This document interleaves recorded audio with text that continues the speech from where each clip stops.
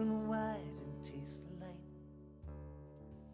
So I guess I'm sort of a freelance mischief maker. I have been playing music professionally for about 30 years, but I also do a fair amount of speaking and writing and holding space for conversations to happen that I hope have the capacity to be transformative for folks, often are for me.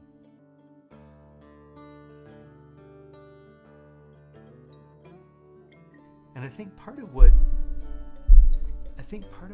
my work is in peacemaking is simply playing music, because music is inherently connectional. It reminds us of our connectedness to each other. I used to say that I love playing music because music connects us, and I don't say that anymore because I no longer believe it's true. I don't think that it's the music that connects us. I think it is our common spirit that connects us, and music reminds us of that connectedness, which it's so easy to forget about. And that's why music matters.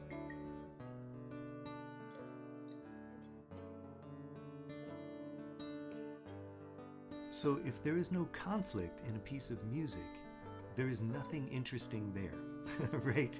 If you play one note and that note just goes on with no particular rhythm and it never goes to a different note, that is the literal definition of monotonous, monotonous, one tone, right?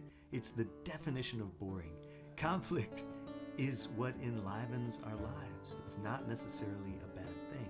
So the tension within a piece of music is something that you work with in order to engage people.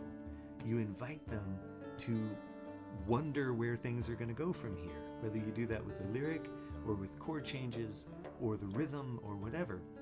It becomes interesting when you surprise people. And that's the work, right? And then there is this delicious resolution when things come back together. So relationships across lines of difference, for me, are the ones that are most nourishing and transformative. And I think we have this idea as a culture right now that the people we get along with should just be the people that see things the way we do, right? And that's really problematic. Now, that's not to say that we excuse behaviors that damage people, right? It's not to say that we are okay with that. But in order to have transformation, we have to humanize each other. Dehumanization, I believe, is always the wrong way to go.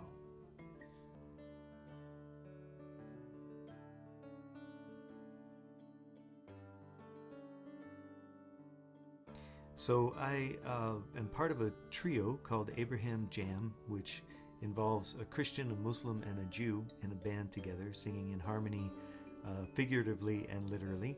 And some people say that being in a band is like being married to multiple people, and that's kind of true, right? You have to make these decisions together that are aesthetic decisions and about your identity and who you are in the world and how you're going to treat people. You have to make financial decisions together, right? It's very complex. And the guys and I, Dawood and Billy and I, are really like brothers. And I don't say that in a Pollyanna kind of way, like, I don't know if you have a brother, but that can be a pretty tense relationship sometimes, right?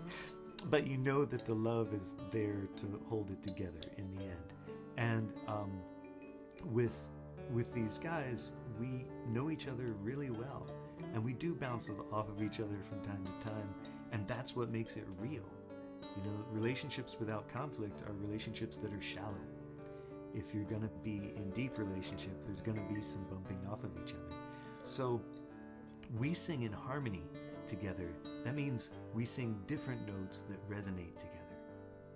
And for me, harmony is more powerful than unity as a synonym for peace. We have all these different words we use for peace, and two of the common ones are unity and harmony. Unity is when we're all singing the same note together. Harmony is when we're singing different notes and they're beautiful.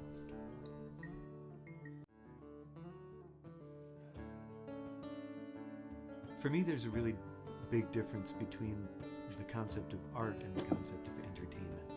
Sometimes they blur together and the line is not clear, but entertainment is about pulling you away from your life. That's a good thing, right? We need to be pulled away from our lives from time to time.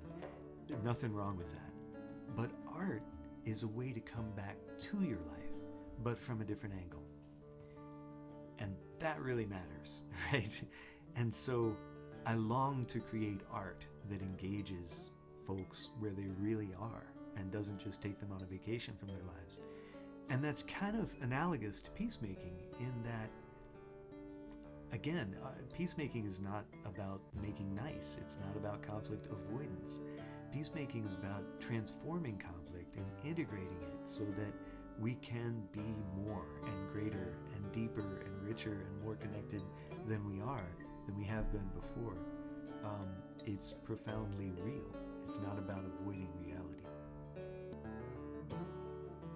Open wide and taste the light, falling from the stars tonight. This cannot be quantified. Open wide and taste the light.